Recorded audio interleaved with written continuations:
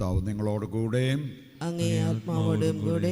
വിശുദ്ധ മർക്കോസ് അറിയിച്ച പരിശുദ്ധ സുവിശേഷത്തിൽ നിന്ന്. കർത്താവേ, അങ്ങേക്ക് മഹത്വം. അധ്യായം 2, 1 മുതലുള്ള തിരുവചന ഭാഗം.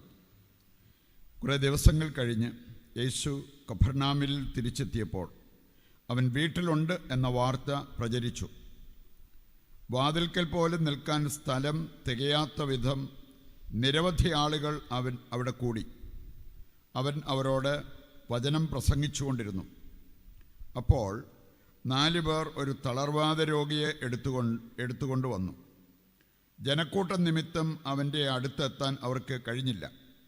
അതിനാൽ അവനിരുന്ന സ്ഥലത്തിൻ്റെ മേൽക്കൂര പൊളിച്ച് തളർവാദ രോഗിയെ അവർ കിടക്കയോടെ താഴേക്കിറക്കി.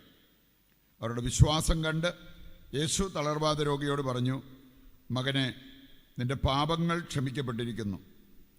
നിയമജ്ഞരിൽ ചിലർ അവിടെ ഇരിപ്പുണ്ടായിരുന്നു. അവർ ചിന്തിച്ചു, എന്തുകൊണ്ട് ഇവൻ ഇപ്രകാരം സംസാരിക്കുന്നു? ഇവൻ ദൈവദൂഷണം പറയുന്നു. ദൈവത്തിനല്ലാതെ മറ്റാർക്കാണ് പാപം ക്ഷമിക്കാൻ സാധിക്കുക? അവർ ഇപ്രകാരം വിചാരിക്കുന്നുവെന്ന് മനസ്സിലാക്കി യേശു അവരോട് ചോദിച്ചു, എന്തുകൊണ്ടാണ് നിങ്ങൾ ഇങ്ങനെ ചിന്തിക്കുന്നത്? ഏതാണ് എളുപ്പം? തളർവാദ രോഗിയോട് നിന്റെ പാപങ്ങൾ ക്ഷമിച്ചിരിക്കുന്നു എന്ന് പറയുന്നതോ, എഴുന്നേറ്റ് നിന്റെ കിടക്കയുമെടുത്ത് നടക്കുക എന്ന് പറയുന്നതോ?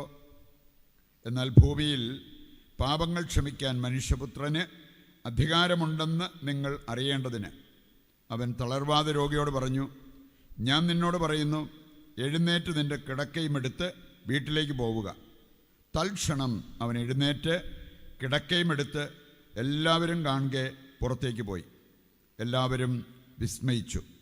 ഇതുപോലൊന്ന് ഞങ്ങൾ ഒരിക്കലും കണ്ടിട്ടില്ല എന്ന് പറഞ്ഞ് അവർ ദൈവത്തെ മഹത്വപ്പെടുത്തി. കർത്താവിൻ്റെ സുവിശേഷം. ക്രിസ്തുവേ, അങ്ങേക്ക് സ്തുതി. ഈശോയിൽ പ്രിയപ്പെട്ടവരെ, തിരുസഭയിൽ നമ്മൾ ഇന്ന് അനുസ്മരിക്കുന്ന ഒരു വിശുദ്ധനുണ്ട്, വിശുദ്ധ ജോസഫ് വാസ്.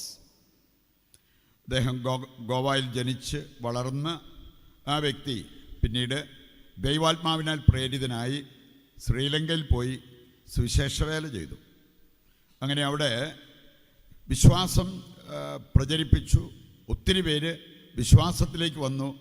അയർലൻഡിന് തന്നെ വലിയ ദൈവാനുഗ്രഹമുണ്ടായി. വേണമെങ്കിൽ നമുക്ക് സുഖേച്ഛ നമ്മുടെ തലയ്ക്ക് പിടിച്ചിട്ട് അതനുസരിച്ചുള്ളൊരു ജീവിതശൈലി ഏറ്റെടുക്കാം. സുഖേച്ഛ, എപ്പോഴും എനിക്ക് സുഖം വേണം, സുഖജീവിതം, അങ്ങനെ വേണമെങ്കിൽ ചിന്തിക്കാൻ പറ്റും. ഈ ജോസഫ് മാസിന് ബിയറൊക്കെ കുടിച്ച് നല്ല ഫുഡൊക്കെ അടിച്ച് വേണമെങ്കിൽ അവിടെ സുഖമായിട്ട് ജീവിക്കാമായിരുന്നു. പക്ഷെ അദ്ദേഹത്തിൻ്റെ ചങ്കിൽ കയറിയ ഒരു തീയുണ്ട്.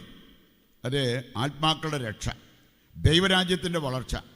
അങ്ങനെ ഒരു വ്യക്തി തൻ്റെ ഇഷ്ടം വിട്ടിട്ട്, തൻ്റെ സുഖം വിട്ടിട്ട് ത്യാഗോജ്വലമായിട്ട് ജീവിക്കാനും പ്രവർത്തിക്കാനും തയ്യാറായപ്പോൾ അദ്ദേഹത്തിൻ്റെ ജീവിതത്തിൽ വന്ന നേട്ടം, അദ്ദേഹത്തിലൂടെ ആ ദേശത്ത് വന്ന് ശ്രീലങ്കയ്ക്ക് വന്ന നേട്ടം, ഇതെല്ലാം നമ്മൾ ചിന്തിക്കുന്നത് നല്ലതാണ്. വിശുദ്ധ ഫൗസ്റ്റീനായിക്ക് ഒരിക്കൽ ദൈവം പ്രത്യക്ഷപ്പെട്ട് പറഞ്ഞ ഒരു കാര്യം, യേശു ആളോട് പറഞ്ഞൊരു കാര്യമുണ്ട്, മകളെ, നിനക്ക് വേണമെങ്കിൽ മിഷണറിമാരെക്കാൾ കൂടുതൽ ആത്മാക്കളെ നേടാൻ പറ്റും, വേണമെങ്കിൽ. ഇതെങ്ങനെ സാധിക്കുമെന്ന് ചോദിച്ചപ്പോൾ കർത്താവ് തന്നെ പറഞ്ഞു, അവൾക്കൊരു സംശയം ഉണ്ടായിരുന്നു, ഇതൊക്കെ നടക്കണ കാര്യമാണ്. പക്ഷെ കർത്താവ് പറഞ്ഞു, നിൻ്റെ പ്രാർത്ഥന മതി, നിൻ്റെ സഹനങ്ങൾ നീ കാഴ്ചവെച്ചാൽ മതി, നിനക്കൊരുപാട് ആത്മാക്കളെ നേടാൻ പറ്റും. എന്നെ കേൾക്കുന്ന ആർക്കെങ്കിലും ചെയ്യാൻ പറ്റാത്ത കാര്യമാണോ? എല്ലാവർക്കും ഒരുപോലെ മൈക്കിൽ കൂടെ പ്രസംഗിക്കാൻ പറ്റിയാലായിരിക്കാം, പക്ഷേ പ്രാർത്ഥിക്കാൻ പറ്റില്ലേ? നമ്മുടെ സഹനങ്ങൾ കാഴ്ചവെക്കാൻ നമുക്കൊക്കെ പറ്റുമല്ലോ. ഇനി അത് ചെയ്യുമ്പോൾ നമ്മൾ ചെയ്യുന്ന സുവിശേഷ വേല വളരെ ശക്തമായൊരു സുവിശേഷ വേലയാണെന്ന്.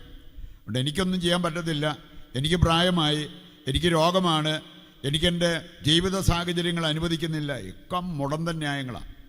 വേണമെങ്കിൽ നമുക്ക് സുവിശേഷ വേല ചെയ്യാൻ പറ്റും. അതാണ് അതിൻ്റെ ഒരു കാതലായ സന്ദേശം. പ്രിയപ്പെട്ട ഇന്നത്തെ സുവിശേഷ ഭാഗം നമ്മെ ഓർമ്മിപ്പിക്കുന്ന ഒരു കാര്യം മധ്യസ്ഥ പ്രാർത്ഥനയുടെ ശക്തിയാണ്. നമ്മൾ കാണുന്നുണ്ട്. ലൂക്ക 4-ാം അധ്യായം എടുത്താൽ പത്രോസിൻ്റെ അമ്മായിയമ്മ കലശലായ പനി ബാധിച്ചു കിടന്നു. ജനങ്ങൾ വന്ന്, കുറേ വ്യക്തികൾ വന്ന് അവൾക്ക് വേണ്ടി അവനോട് കേണപേക്ഷിച്ചു, വന്നവളെ സുഖപ്പെടുത്തുക. അത് കേട്ട് പോയി. അതൊരു മധ്യസ്ഥ പ്രാർത്ഥനയല്ലേ? കുറച്ച് പേര് വന്നാവശ്യപ്പെട്ടതിൻ്റെ ഫലമായിട്ട് സുവിശേഷഭാഗത്ത് നമ്മൾ കണ്ടു. 4 പേര് അവർ ഒരു തളർവാദ രോഗിയെ കൊണ്ട് വരുന്ന രംഗം.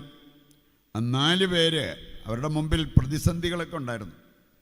നമ്മൾ കാണുന്നുണ്ട് 1 കൊറിന്തോസ് 9-ാം അധ്യായം 24 മുതൽ വായിക്കുമ്പോൾ, കായികാഭ്യാസികൾ എല്ലാ കാര്യത്തിലും ആത്മനിയന്ത്രണം പാലിക്കുന്നു.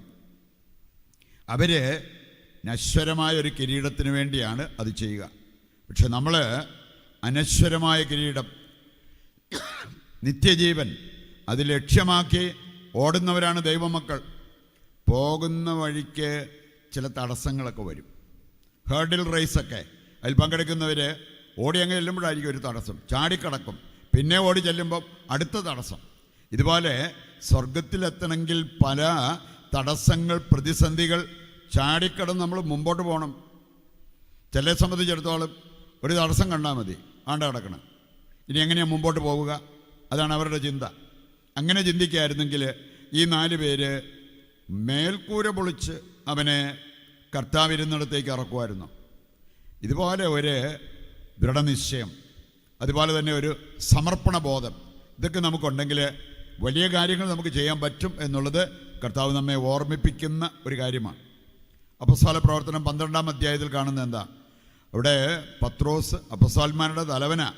അവനെ പിടിച്ച് ജയിലിൽ അടച്ചിരിക്കുക, അവനെ വധിക്കാനുള്ള ഉദ്ദേശത്തോടു കൂടി. അങ്ങനെ ക്രിസ്തു വൈരികൾക്ക് കുറച്ച് സന്തോഷം കൊടുക്കാൻ വേണ്ടി രാജാവ് കണ്ടെത്തിയ മാർഗമാണ്. ജനം ചെയ്ത എന്താ? വിശ്വാസികൾ ഒരുമിച്ചുകൂടി തീക്ഷ്ണമായിട്ട് പ്രാർത്ഥിച്ചു. ഇനി അതുകൊണ്ട് അവിടെ ദൈവം അത്ഭുതം പ്രവർത്തിച്ചു. ദൂതനെ അയച്ചിട്ട് അവനെ ജയിലിൽ നിന്ന് പുറത്തു കൊണ്ടുവരുന്ന ഒരു രംഗം അപ്പോസ്തല പ്രവർത്തനം 12-ാം അധ്യായത്തിൽ നമ്മൾ കാണുന്നതാണ്. പ്രിയപ്പെട്ടവരെ, ഈ മധ്യസ്ഥ പ്രാർത്ഥന ഇത് നമ്മൾ ചെയ്യേണ്ടതാണ്. 1 തീമോത്തി 2-ാം അധ്യായം ആദ്യ വചനങ്ങൾ വായിച്ചാൽ, എല്ലാവർക്കും വേണ്ടി, ലോകം മുഴുവന് വേണ്ടി മാധ്യസ്ഥം വഹിച്ച് പ്രാർത്ഥിക്കാനുള്ള വിളിയുള്ളവരാണ് നമ്മൾ. ആ വിളിക്കനുസരിച്ച് നമ്മൾ ജീവിക്കണം. നമ്മൾ കണ്ടു, ഒരു ജനക്കൂട്ടം പ്രാർത്ഥിച്ചപ്പോൾ അവിടെ ഉണ്ടായത്, 4 പേര് ഒന്നിച്ചു നിന്നപ്പോൾ അവിടെ ഉണ്ടായത്. മത്തായി 18:19 പറയുന്നുണ്ട്, 2 പേര് മതി. 2 പേര് ഏക മനസ്സോടെ പ്രാർത്ഥിച്ചാൽ ഏത് കാര്യവും കർത്താവ് നടത്തിത്തരും. ഇനി കൂടെ നിൽക്കാൻ ഒരാളുടെ ഇല്ലേ? വേണ്ട. നമുക്ക് ഒറ്റയ്ക്കാണേലും മധ്യസ്ഥ പ്രാർത്ഥന നടത്തി വൻകാര്യങ്ങൾ ചെയ്യാൻ പറ്റും. മോനിക്ക പുണ്യവതി, ആ കുടുംബത്തിൽ 5 പേരുണ്ടായിരുന്നെങ്കിൽ ഒറ്റയാളെ പ്രാർത്ഥിക്കാനുണ്ടായിരുന്നുള്ളൂ. അവൾ ഒരാളുടെ പ്രാർത്ഥന കൊണ്ട് കുറച്ച് സമയമെടുത്തെങ്കിലും ബാക്കി 4 പേരെയും ദൈവത്തിങ്കിലേക്ക് എത്തിക്കാനായിട്ട് സാധിച്ചു. ഈ ഒരു ദൗത്യം നമ്മളെല്ലാവരിലും നിക്ഷിപ്തമാണ് എന്ന യാഥാർത്ഥ്യം തിരിച്ചറിഞ്ഞുകൊണ്ട് ആ ദൗത്യം നിറവേറ്റി മുമ്പോട്ട് പോകുന്നവരാകുവാൻ കൃപയും അഭിഷേകവും നൽകണമെന്ന് ഈ ബലിയിൽ ദൈവത്തോട് നമുക്ക് പ്രത്യേകം പ്രാർത്ഥിക്കുകയും ചെയ്യാം.